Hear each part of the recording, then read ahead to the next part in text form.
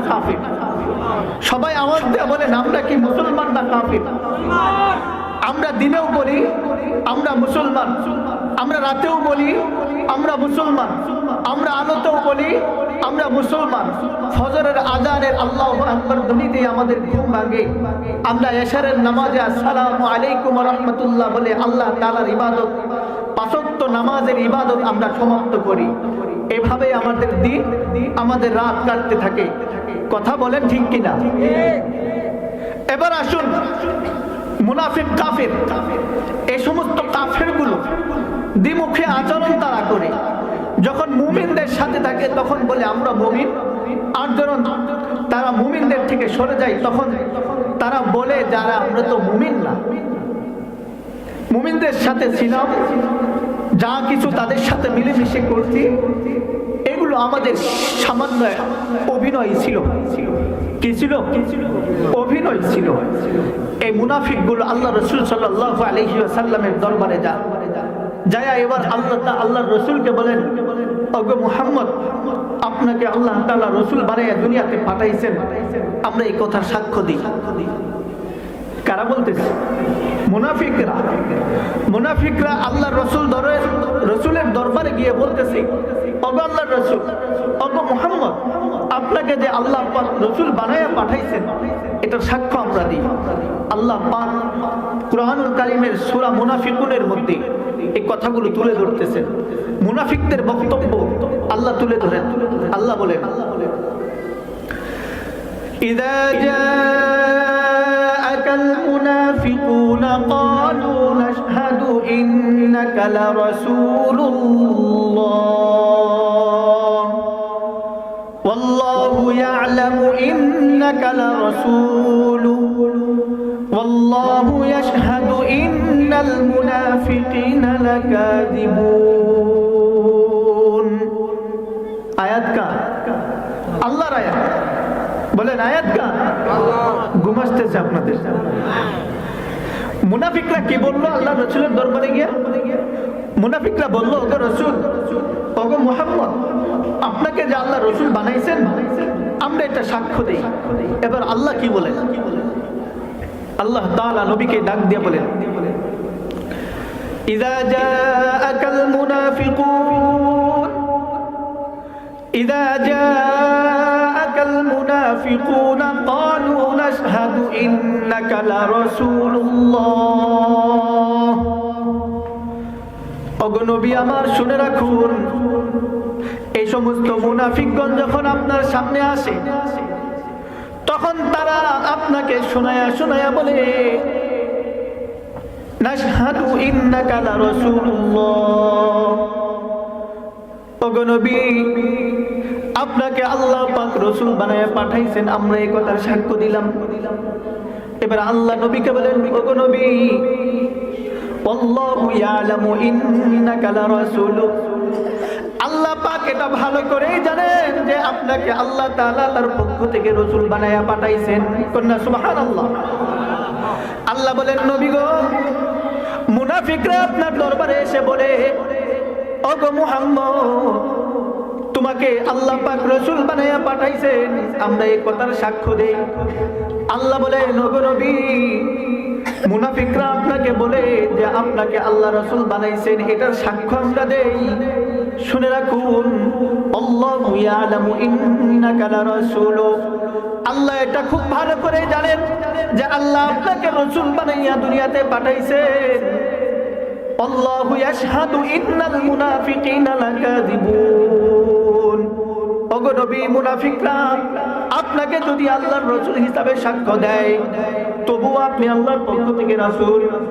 আর যদি মুনাফিকরা আপনাকে আল্লাহর রাসূল হিসাবে সাক্ষ্য নাও দেয় তবুও আমি আল্লাহ আপনাকে জমিনে রাসূল বানিয়ে পাঠিয়েছি।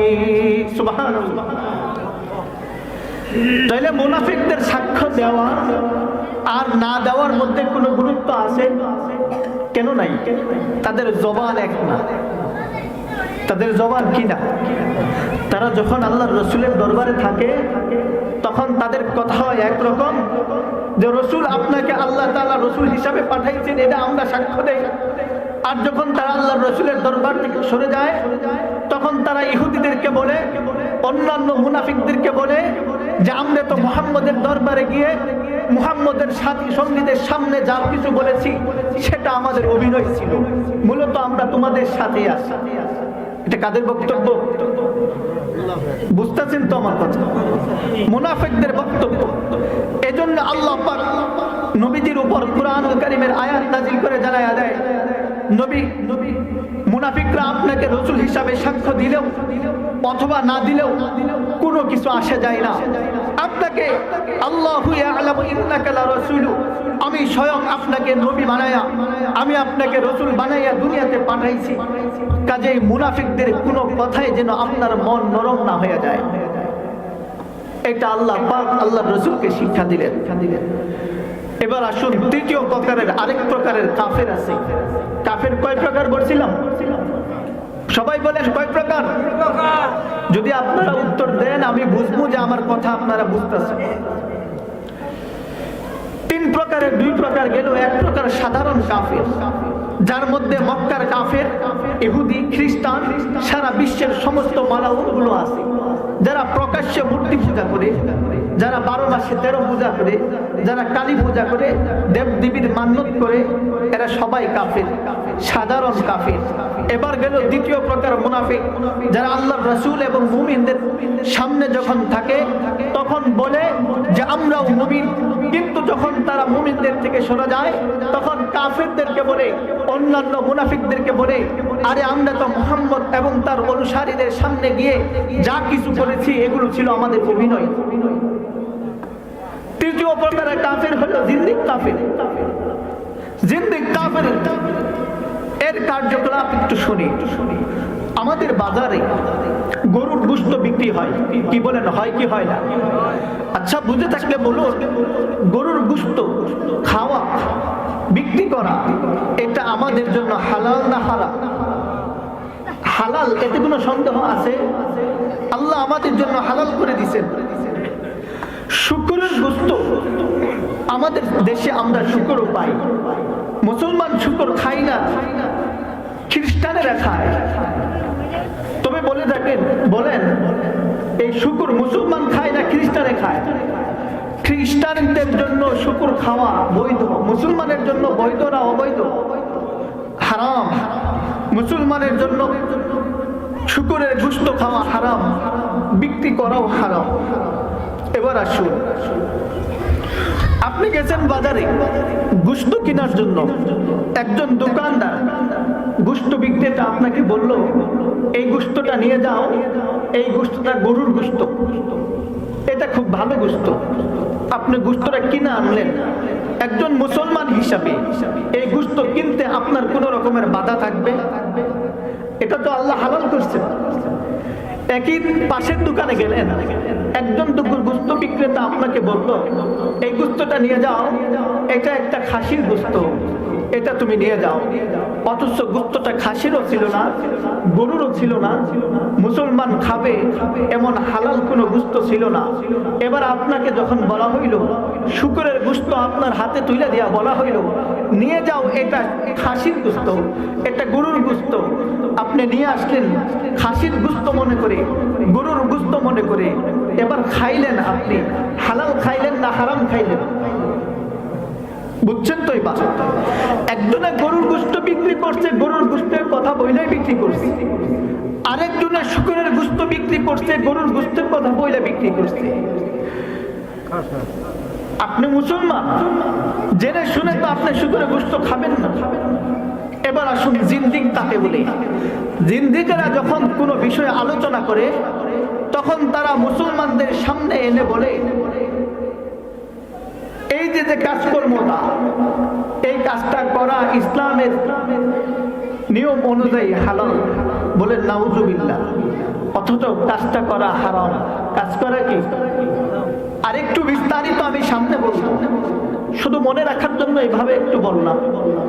হারাম কাজ হালাল হিসাবে মুসলমানদের সামনে উপস্থাপন করে জিন্দিক কাফের গুলো, তাও কুরআনুল কারীমের আয়াত হিসাবে দলিল, কুরআনুল কারীমের আয়াত দলিল হিসাবে ব্যবহার করে, আল্লাহর রাসূলের হাদিস দলিল হিসাবে ব্যবহার করে। জিন্দিক কাফেরদের মধ্যে, এই সমস্ত জিন্দিক কাফেরদের মধ্যে এক প্রকারের কাফের হইল আমাদের জামানায়, যাদের নাম আমরা সহজ চিনি, এরা হইল কাদিয়ানি। আওয়াজ দিয়ে বলেন এরা কারা? কাদিয়ানি। মসজিদ মুসলমানের আছে, মন্দির হিন্দুদের আছে। আল্লাহ রাসূল সাল্লাল্লাহু আলাইহি ওয়াসাল্লাম বলে গেছেন, বনু ইসরাইলের উম্মতদের মধ্যে ৭২টি দল ছিল, আমার উম্মতের মধ্যে ৭৩ দল হইবে। তবে ৭৩ দলের মধ্যে কোন দল ইহুদি হবে না, কোন দল খ্রিস্টান হবে না, কোন দল নাস্তিক হবে না। ৭৩ দলের ৭৩টা দলই হবে মুসলমানদের মধ্য থেকে। বলেন না ৭৩ দল কাদের মধ্য থেকে? আমাদের জামানায় কিছু কিছু মানুষ না বুঝা বলে ফেলায়, হানাফি একটা মাযহাব, ওয়াহাবি একটা মাযহাব, এভাবে সুন্নিরা আলাদা একটা মতবাদ, এরকম কিছু মতবাদ সামনে তুলে আইনা বলে যে কাদিয়ানীরাও মুসলমানদের মধ্য থেকে এরকম একটা মতবাদ। আসলে কাদিয়ানীরা তো কোনো মতবাদ না, এরা তো মুসলমানই না, অথচ তারা দেশের বিভিন্ন প্রান্তরে মসজিদ হিসাবে ঘর নির্মাণ করে। বলেন কি হিসাবে? মসজিদ হিসাবে ঘর নির্মাণ করে সেখানে তারা লেখা দেয় আহমদিয়া মুসলিম জামাত। কি জামাত? আহমদিয়া মুসলিম জামাত, মুহাম্মদিয়া মুসলিম জামাত, ঈসাই মুসলিম জামাত। এভাবে বিভিন্ন বিষয় লিখে লিখে তারা নিজেদেরকে মুসলমানদের মধ্য থেকে একটা দল, একটা জামাত নিজেদেরকে পরিচয় দেওয়ার চেষ্টা করে, অথচ তারা মুসলমানই না, তারা মুসলমানের নাম ব্যবহার করে। এরাই তো হলো জিন্দিক, যে যাই জিন্দিক গুলো কোরআনের পরিভাষা ব্যবহার করে তাদের উপাসনালয়কে মসজিদ হিসাবে মানুষের সামনে পরিচয় করায় দিতে চায়। লা ইলাহা ইল্লাল্লাহ মুহাম্মাদুর রাসূলুল্লাহ বলতে আমরা এক আল্লাহর কালেমাকেই বুঝি, আল্লাহ ছাড়া ইবাদত উপযুক্ত কোনো মাবুদ নাই। আমরা এই কথার সাক্ষ্য দিতেই লা ইলাহা ইল্লাল্লাহ বলে থাকি। কিন্তু কাদিয়ানীরা লা ইলাহা ইল্লাল্লাহ বলতে আল্লাহকে বাদ দিয়া গোলাম আহমদ কাদিয়ানীকে খুদা হওয়ার ব্যাপারে তারা লা ইলাহা ইল্লাল্লাহ বলে থাকে। নাউযুবিল্লাহ, কত বড় চক্রান্ত! এবার আসুন মুনাফিকদের আরো কিছু কার্যক্রম আপনাদের সামনে আমি তুলে দিই। মুনাফিকরা যতদিন দুনিয়াতে ছিল ততদিন পর্যন্ত আল্লাহ রাসূল সাল্লাল্লাহু আলাইহি ওয়াসাল্লামের বিরোধিতাই করে গেছে। আল্লাহ রাসূলের বিপক্ষে তারা চলছে। একজন মুনাফিকের নাম হইল আবু আমির, যার ছেলে বিখ্যাত সাহাবী হযরত হানজালা রাদিয়াল্লাহু তাআলা আনহু। হানজালা রাদিয়াল্লাহু তাআলা আনহু এমন একজন সাহাবী যার মৃত্যুর পর গোসল হয়েছিল আসমানে। সুবহানাল্লাহ। আমরা মারা গেলে, আমাদের সমাজের মানুষ মারা গেলে গোসল কই হয়? জমিনে না আসমানে? গোসল কে দেয়? মানুষে না ফেরেশতায়? কি বলেন? মানুষে দেয় না ফেরেশতায় দেয়? হানজালা রাদিয়াল্লাহু তাআলা আনহু তার ওয়াফাতের পর গোসল দিলেন ফেরেশতারা। হযরত হানজালা রাদিয়াল্লাহু তাআলা আনহু বাসর রাতে, বিয়ের রাতে গোসলখানায় গেছে, গোসল করবে। এখনো গোসল শুরু করে নাই। এমন সময় মদিনার রাস্তা দিয়া কে যেন বলে বলে যায়, কুতিলা মুহাম্মদ, ওগো কে আসো? জামানার নবী, আখিরি নবী মুহাম্মদুর রাসূলুল্লাহ দুনিয়াতে আর নাই। হযরত হানজালা রাদিয়াল্লাহু তাআলা আনহু যখন আল্লাহর রাসূলের বিদায়ের সংবাদ শুনলেন, হযরত হানজালা রাদিয়াল্লাহু তাআলা আনহু গোসলখানা থেকে বের হয়ে গেছে। বিবিকে ডাক দিয়ে বলে, রে বিবি আমার, আমার লুঙ্গিটা দাও, আমার জামা কাপড়গুলো দাও, আমার তরবারিটা দাও, আমি উহুদের ময়দানে যাব।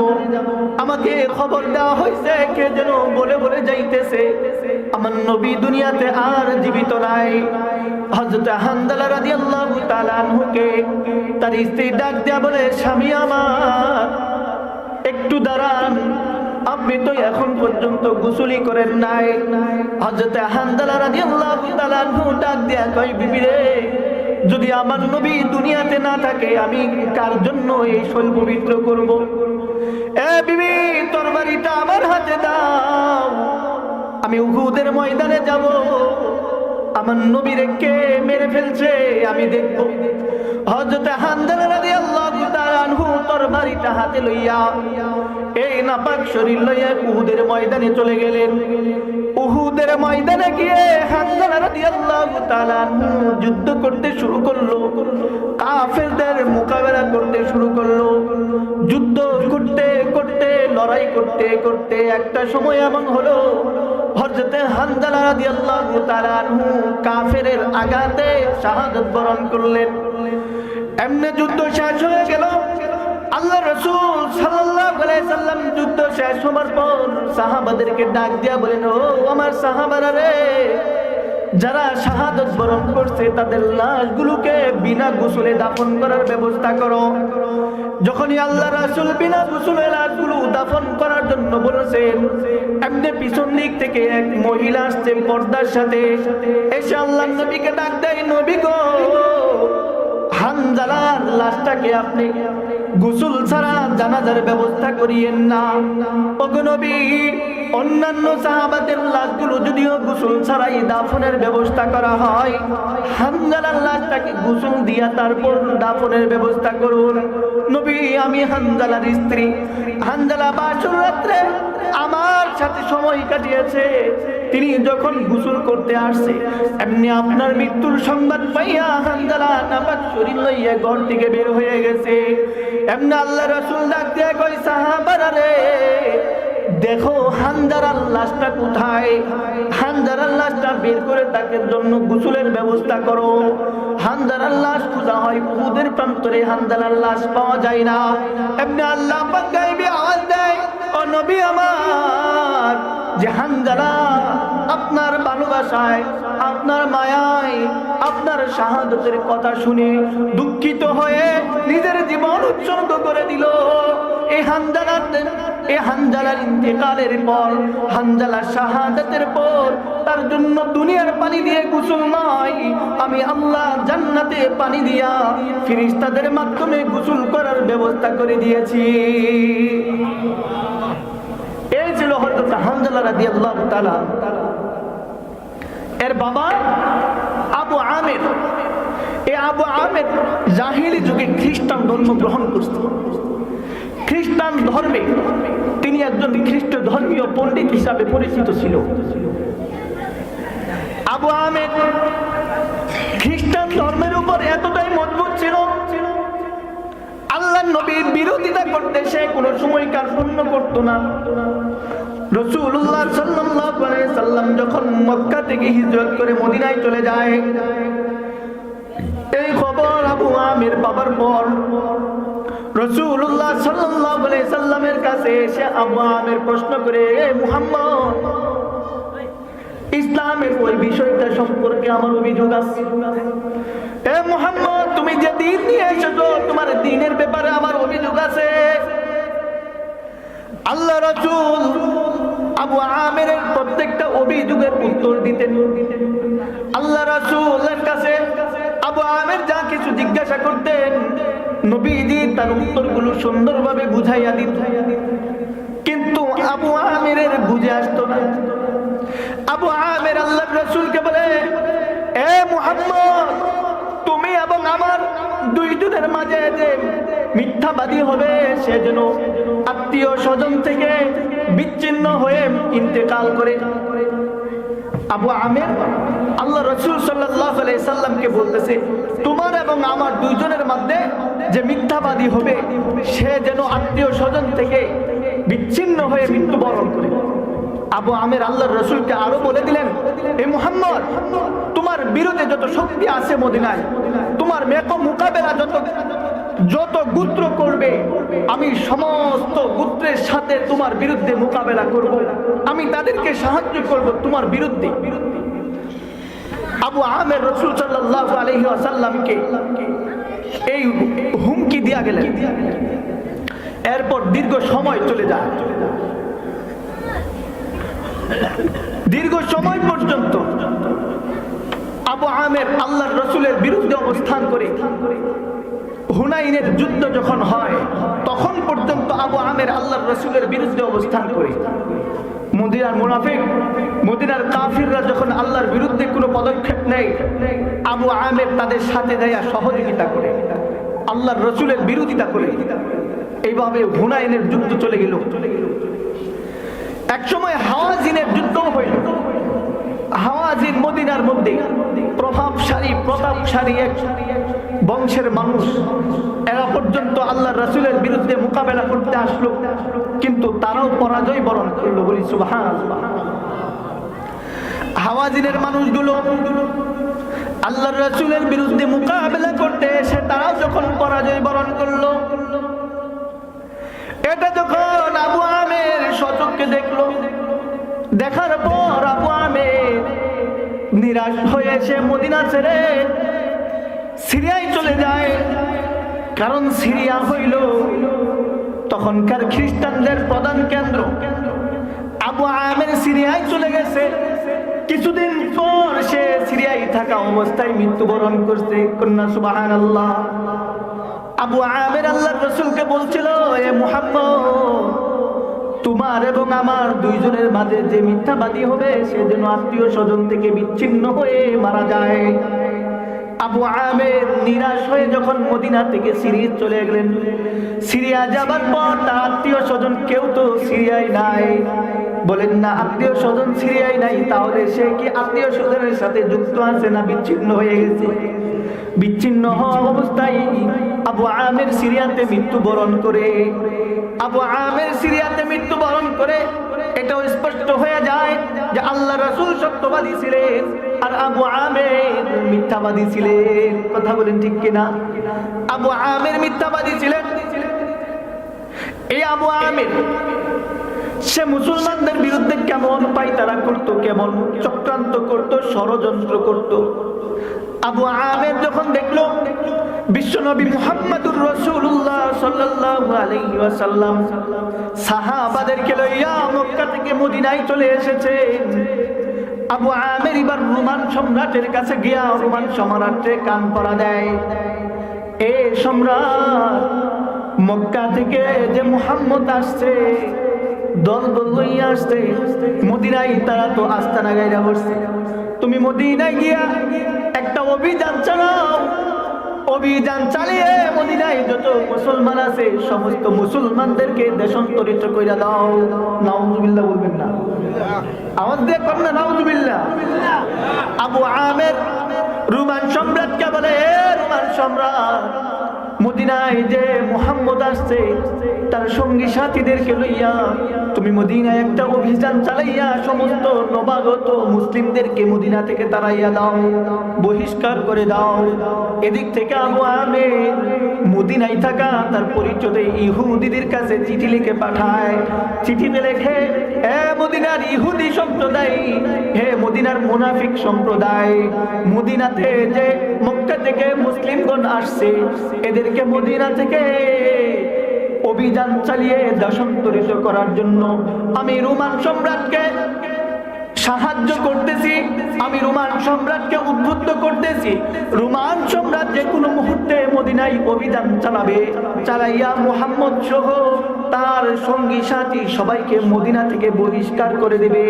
রোমান সম্রাটের এই অভিযান যথাসময়ে কার্যক্রম হওয়ার জন্য, সফল হওয়ার জন্য আমাদের একটা সংঘবদ্ধ জামাত দরকার। এ মদিনার মুনাফিক, তোমরা মদিনার মধ্যে একটা ঘর নির্মাণ করো, একটা ঘর নির্মাণ করবে, ঘর নির্মাণ করে এই ঘর মানুষের সামনে মসজিদ হিসাবে পরিচয় দিবে যে এটা আমরা মসজিদ নির্মাণ করছি। কি নির্মাণ করছি? মসজিদ নির্মাণ করছি, অথচ সেটা মসজিদ না। মসজিদ কেন নির্মাণ করা হয়?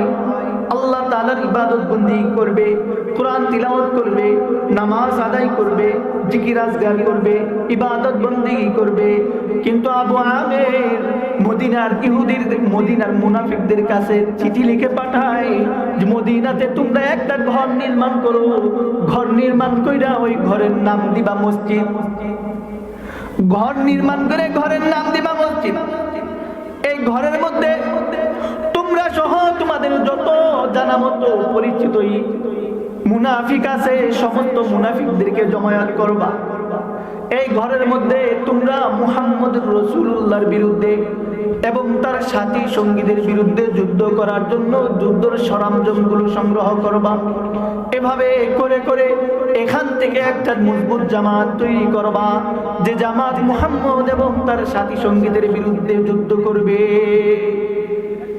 আবু আমের মদিনার মুনাফিকদের কাছে পত্র লিখলে, মদিনার 12 জন মুনাফিক, 12 জন মুনাফিক মিলা মদিনায় মসজিদে কুবার পাশে আল্লাহ রাসূল সাল্লাল্লাহু আলাইহি ওয়াসাল্লাম হিজরত করে এসে যেখানে নামাজ আদায় করেছিলেন, বিশ্রাম নিয়েছিলেন মসজিদের কুবা, মসজিদের কুবার পাশে একটা মসজিদ তৈরি করে ঘর নির্মাণ করে 12 জন কাফের ঘর নির্মাণ কইরা এবার ওই জায়গার নাম দেয় মসজিদ হিসাবে, মানুষের সামনে প্রচার করে দেয়, মানুষদেরকে বলে এটাও আমাদের মসজিদ। মসজিদ এবার মানুষ কেমনে বিশ্বাস করবে? এজন্য আল্লাহর রাসূলের কাছে তারা কয়েকজন মুনাফিক মিলা যায়, যায় বলে ওগো মুহাম্মদ, ওগো আল্লাহর রাসূল, মদিনাতে আমরা একটা মসজিদ নির্মাণ করছি, কুবা মহল্লায় আমরা একটা মসজিদ নির্মাণ করছি, কুবাতে একটা মসজিদ তো আপনি আগে থেকে নির্মাণ করছেন, এই মসজিদে দূর দূরান্ত থেকে অসুস্থ মুসল্লিগুলো নামাজ পড়ার জন্য আসতে পারে না, এই মসজিদটা এতটাও প্রশস্ত নয় যে কুবার মহল্লার সব লোকজন এই মসজিদের মধ্যে সংকলন হবে। ওগো আল্লাহর রাসূল, আমরাও একটা মসজিদ নির্মাণ করছি অসুস্থ লোকদের সুবিধার্থে, আপনি যদি এই মসজিদে এসে এক ওয়াক্ত নামাজ আদায় করে মসজিদটা উদ্বোধন করে দিতেন, তাইলে আমরা আপনার বরকত লাভে ধন্য হইতাম। মুনাফিকরা আল্লাহ রাসূলের কাছে কি বলে? এক ওয়াক্ত নামাজ পড়া মসজিদ উদ্বোধন করে দিলে বরকত লাভে ধন্য হইত। এবার আল্লাহর রাসূল মুনাফিকদের কথা শুনে তাদেরকে বলে দিলেন, তোমরা মসজিদ নির্মাণ করছো অসুস্থ মানুষের সহজ হওয়ার জন্য, তারা যেন কষ্ট করে দূরের মসজিদে যাইতে না হয় এজন্য মসজিদ নির্মাণ করছো।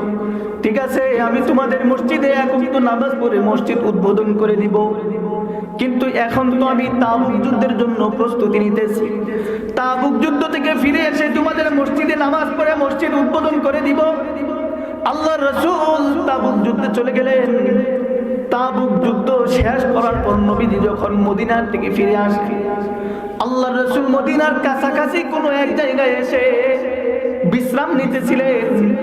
নবীজির মাথায় ওই চিন্তা আছে যে মদিনায় কুবাতে গেলে কুবায় একটি মসজিদ আমাকে উদ্বোধন করতে হবে, নামাজ পড়তে হবে। এমন সময় আল্লাহ তাআলা কুরআনুল কারীমের আয়াত নাযিল করেন, ওয়াল্লাযীনা ইত্তাখাযু মাসজিদান দিরারা ওয়াল্লাযীনা ইত্তাখাযু মাসজিদান দিরারা ওয়া কুফরান ওয়া তাফরীকান বাইনাল মুমিনিন ওয়া ইরসাদান লিমান হারাবাল্লাহা ওয়া রাসূলাহু মিন ক্বাবলু।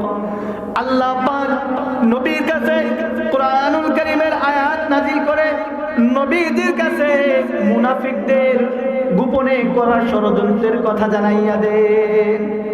না, মানুষের মনের খবর কে জানেন? আর কেউ যদি না জানেন তবুও তো আল্লাহ জানেন। কি বলেন? আল্লাহ পাক মুনাফিকদের ষড়যন্ত্রের কথা জানাইয়া দিলেন। আল্লাহ পাক নবীর কাছে জানাইয়া দিলেন, নবী আমার, মুনাফিকরা আপনাকে বলে এক ওয়াক্ত নামাজ পড়ে মসজিদ উদ্বোধন করার জন্য, তারা তো মসজিদ উদ্বোধন করার জন্য আপনাকে আমন্ত্রণ করে নাই। যদিও তাদের মুখে মুখে ছিল একটা মসজিদ, কিন্তু তাদের অন্তরে ছিল ভিন্ন কিছু। তারা যেই ঘর উদ্বোধন করার কথা বলতেছে, এই ঘর মসজিদ নয়, এটা হইছে আল্লাহ এবং আল্লাহর রাসূলের বিরুদ্ধে যারা পূর্ব থেকে শত্রুতা করে আসতেছে, আল্লাহ এবং আল্লাহর রাসূলের দুশমন যারা আছে, এদের একটা ঘাঁটি। আল্লাহর রাসূল এবং আল্লাহর দুশমন যারা আছে এদের জন্য ঘাঁটি। এই ঘাঁটিতে তারা কি করে? এই ঘাঁটিতে তাদের প্রধান কাজ হইল, একটা মসজিদ আছে, আপনি গিয়া পাশে আরেকটা মসজিদ করলেন, এই মসজিদে মুসল্লি কিছু ওই মসজিদে চলে যাবে, দলাদলি হইল না হইল না, সমাজ ভাগাভাগি হবে, দলাদলি হইল না হইল না। আল্লাহ তাআলা নবীজিকে জানায় দেন, নবী আমার, মুনাফিকরা আপনার কাছে বলছে এক ওয়াক্ত নামাজ পড়ে মসজিদ উদ্বোধন করার জন্য। সেটা আসলে কোনো মসজিদ নয়, সেটা মুনাফিকদের একটা ঘাঁটি।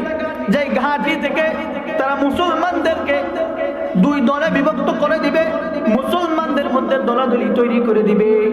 তাদের দ্বিতীয় উদ্দেশ্য হইল এই ঘাঁটিতে তাদের মতো যত মুনাফিক আছে সমস্ত মুনাফিকগণ এই ঘাঁটির মধ্যে জমায়েত হবে।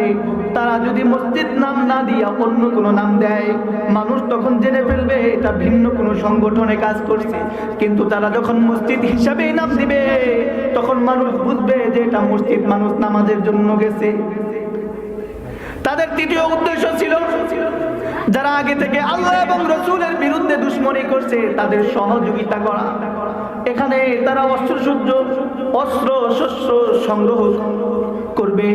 এরপর তারা যখন সুযোগ বুঝে আল্লাহর রাসূলের বিরুদ্ধে মোকাবেলা করার জন্য মাঠে নামার মতো সুযোগ তৈরি হয়ে যাবে, তখন তারা সবাই একত্রে আল্লাহর রাসূল এবং আল্লাহর রাসূলের সাথী সাহাবাদের বিরুদ্ধে মোকাবেলা করতে শুরু করবে।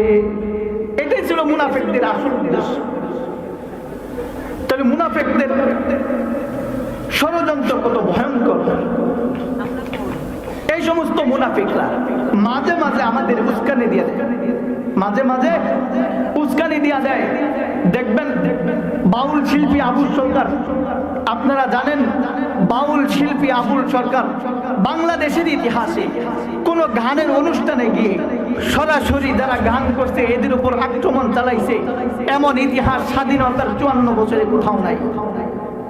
আছে কোন শিল্পীর উপর গান করার অপরাধিকারের উপর মারধর করা হয়েছে, আক্রমণ করা হয়েছে এমন ইতিহাস আছে? এমন ইতিহাস নাই। কিন্তু আবুল সরকার সে কি করলো? একে একে আল্লাহকে নিয়ে কটূক্তি শুরু করলো, আল্লাহর কোরআনকে নিয়ে কটূক্তি শুরু করলো। সে কি বলেছে? তার এক বক্তব্যে সে বলে কুল আউযু বিরাব্বিন নাস, আল্লাহ মানুষকে নাচতে বলছেন। মালিকিন নাস, আল্লাহ মানুষকে নাচতে বলছেন। ইলাহিন নাস, আল্লাহ মানুষকে নাচতে বলছেন। নাউযুবিল্লাহ বলবেন না। আরে নাচ শব্দের অর্থ কি নাচই হয়? অর্থ তো আগে জানতে হবে। আল্লাহ পাক কত সুন্দর সূরা নাজিল করছেন। কুল আউযু বিরাব্বিন নাস, আল্লাহ রাসূল সাল্লাল্লাহু আলাইহি সাল্লামের উপর কিছু ইহুদিরা জাদু করলো। নবীদের শরীরের উপর জাদুর কিছুটা আক্রমণ লেগেও বসলো। নবীজি অসুস্থ হয়ে পড়তেছেন। এমনি আল্লাহ পাক নবীজির উপর কোরআন কারীমের সূরা নাস এবং ফালাক নাজিল করলেন। নাজিল করে নবীকে জানায় দেয়, নবী আমার আপনি এই দুইটা সূরা তিলাওয়াত করেন, করে নিজের হাতে ফুঁক দিয়ে শরীরে লাগাইয়া দেন, এই সূরাগুলোর আমল করেন। এগুলোর বরকতে আপনার উপর যে জাদু করা হয়েছে জাদু থেকে আমি আপনাকে রেহাই দিয়া দিব। আল্লাহর রাসূল আমল করতে শুরু করলেন। সূরার মধ্যে আল্লাহ পাক দোয়া শিখাইয়া দিলেন, ও আল্লাহ আমি মানুষদের রব, আপনি আপনার আশ্রয় প্রার্থনা করছি। আমি শয়তানের কাছ থেকে আপনার আশ্রয় প্রার্থনা করছি। খারাপ জিন্নাতদের থেকে আমি আপনার আশ্রয় প্রার্থনা করছি। প্রকাশ্য গোপনে সব ধরনের শত্রু থেকে আমি আপনার আশ্রয় প্রার্থনা করছি। কত সুন্দর অর্থ। আবুল সরকার কি বলে? আল্লাহ নাচতে বলছে। বলেন কোরআনুল কারীমের আয়াতের সে বিকৃতি করছে কিনা? এবার সে আল্লাহ সম্পর্কে বলতেছে যে আল্লাহর কথার কোনো গোয়া মাথা নেই। নাউযুবিল্লাহ বলবেন, আওয়াজ দিয়ে কোন নাউযুবিল্লাহ। আল্লাহর কথার নাকি কোনো গোয়া মাথা নাই। কেন নাই? সে হাদিস শেয়ার করছে, আউয়ালু মা খালাকাল্লাহুল ইশক, আউয়ালু মা খালাকাল্লাহু নূর, আউয়ালু মা খালাকাল্লাহুল কলম। এভাবে সে কয়েকটা হাদিসের কথা বইলা এবার সে বলতেছে যে আল্লাহ প্রথমে কোনটা নাজিল করলেন। একবার বলে আল্লাহ কলম নাজিল করছে, আবার বলে আরশ নাজিল করছে, আবার বলে মুহাব্বত নাজিল করছে। আল্লাহ তাহলে কোনটা আগে নাজিল করলেন? রাসূলের হাদিস বোঝার যোগ্যতা তো আগে থাকতো। সমস্ত উলামায়ে কেরাম হাদিস বিশারদগণ তারা বলেন যে আল্লাহ পাক যখন কোরআনুল, আল্লাহ পাক সর্বপ্রথম যে নাজিল করছেন। আউয়ালু মা খালাকাল্লাহুল কলম, যে আল্লাহ পাক সর্বপ্রথম কলম নাজিল করলেন। নাজিল করে এটাকে আরশের উপর রাখা হইল। কলমকে বলা হইল লিখতে থাকো। কলম জিজ্ঞাসা করলেন আল্লাহ কি লিখবো? আল্লাহ বললেন লিখতে থাকো, কিয়ামত পর্যন্ত যা কিছু হবে সব লিখতে থাকো। সুবহানাল্লাহ। এই তো সহিহ হাদিস। যেহেতু আরশের উপর কোরআন এই কলম রাখা হয়েছিল, তাহলে বোঝা গেল আরশ আগে থেকেই ছিল। সহিহ হাদিস থেকে উলামায়ে কেরামের ব্যাখ্যা দেন যে আল্লাহ পাক প্রথমে আরশকে আল্লাহ পাক স্থাপিত করতেন, এরপর আল্লাহ কোরআন কলম আল্লাহ পাক কলমের অস্তিত্ব দিলেন। আর কিছু দুর্বল হাদিস আইনা সে বলতেছে যে আল্লাহর কথার কোনো গুয়া মাথা নেই। সে যদি হাদিস সহি না দুর্বল, হাদিস জয়ীফ না হাদিস সহি, এগুলো যদি সে বুঝতো তাহলে তো বলতো না। অতটুকু বোঝার জ্ঞান নাই, কিন্তু সে আল্লাহ বিরুদ্ধে কটূক্তি করে ফেলে। এ মুসলমান, তোমার নেত্রীর বিরুদ্ধে যদি তোমাকে কিছু বললে তোমার গায়ে লাগে, তোমার জবান আছে বলে যা ইচ্ছা তুমি বলে যাবা, এটা যদি তোমার বাক স্বাধীনতা হয়, আমার আল্লাহকে নিয়ে কটূক্তি করা, আল্লাহকে নিয়ে বাজে মন্তব্য করাই যদি তোমার জবানের স্বাধীনতা হয়, তা মনে রাখবা আল্লাহ রসুলের বিরুদ্ধে যারা কলম ধরে, আল্লাহর রসুলের বিরুদ্ধে যারা জবান চালায়, তাদের হাত ভেঙে দেওয়া আল্লাহর বান্দাদের হাতের স্বাধীনতা। যারা আল্লাহর বিরুদ্ধে জবান খুলে, আল্লাহ সম্বন্ধে যারা কটূক্তি করে, যারা বলে আল্লাহর কথার কোনো গুয়া মাথা নাই, তাদের জিহ্বা টেনে ছেড়ে ফেলা আল্লাহর বান্দাদের হাতের স্বাধীনতা। এই জন্য এই সমস্ত আবুল সরকারের মতো যারা আছে এদেরকে কখনো প্রশ্রয় দিবেন না।